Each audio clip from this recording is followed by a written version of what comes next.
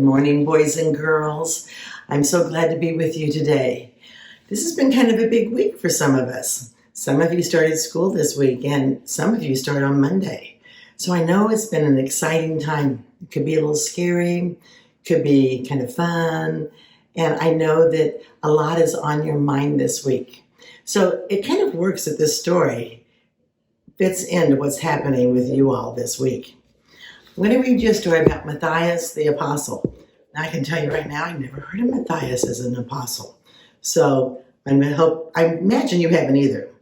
The disciples were meeting together with other followers of Jesus. It was hot and noisy, and the sunlight shone down on Peter as he spoke.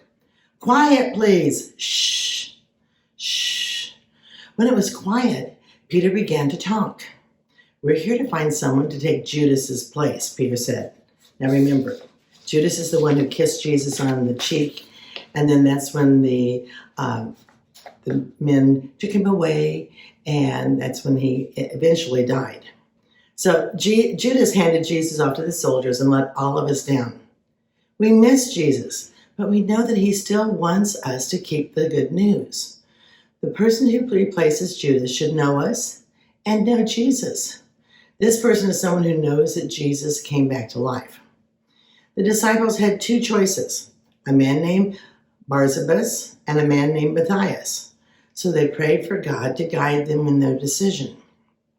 God showed the disciples that Matthias was the right person for the job.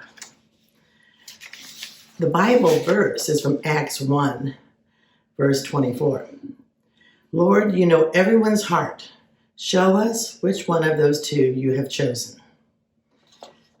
And so if we think about prayer is a very individual and personal thing. But sometimes we have to learn how to pray.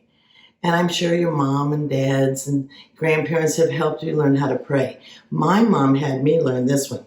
At night I would kneel on the floor by my bed, and I would fold my hands and I would say, now I lay me down to sleep. I pray the Lord my soul to keep.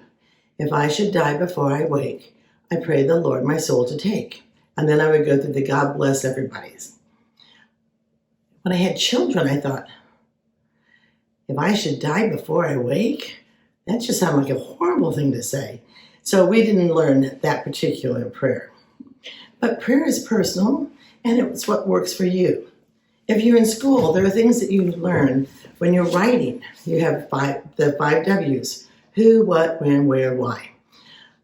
So there are 5 W's for prayer. The first one is who. Who should pray? Anyone. These verses tell us that anyone who needs God's help or anyone who has received God's blessing should pray. And that's all of us. The second W. What? What should we pray about? Anything.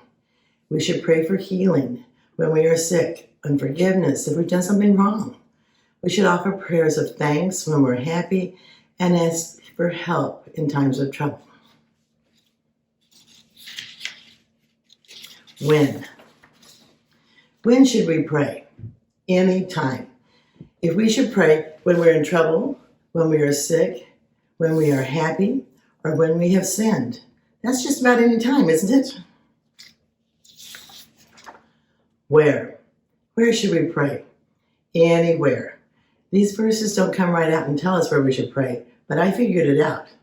If we should pray anytime we need God's help, then I guess it just makes sense that we should pray anywhere we are, because wherever we are, God is with us. And why? Why should we pray? Because God answers prayers. These verses tell us that God is powerful and effective, and that if we pray, God will hear our prayers, heal us, and help us. The 5 W's are who, anyone, what, anything, when, anytime, where, anywhere. Why? Because God answers our prayers. Prayer is pretty powerful. So let us say our prayer right now. Listening God, thank you for hearing our prayers. We ask you to be with us as we make choices this week. Amen. Have a wonderful week, boys and girls, and good luck in school this year. I can't wait to see you all in person. Bye-bye.